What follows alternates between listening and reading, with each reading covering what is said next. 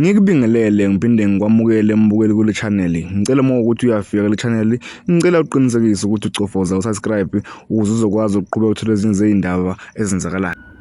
Kwehamba phambili ekseni namhlanje sekuvele indaba zokuthi ungqongqoshe wezamaphoyisa umnumzana uBhekicele sekuvele indaba zokuthi akazubuya njengongqongqoshe wezamaphoyisa njengoba kuzobe kujuthwa icabinet entsha okuyiyona ezobhekelela isizwe. Kuthiwa ke umnumzana uCele akezukubuya ke njengongqongqoshe wezamaphoyisa, okusho ukuthi kuzongena omunye umuntu esikhundleni sakhe. Akwaziwa ke ukuthi yena uyapi noma uye emakhaya uyodla impesheni okanye uzonikezwa esinye isikhundla, kodwa nje sekuvele indaba zokuthi akasezukuba ungqongqoshe wezamaphoyisa.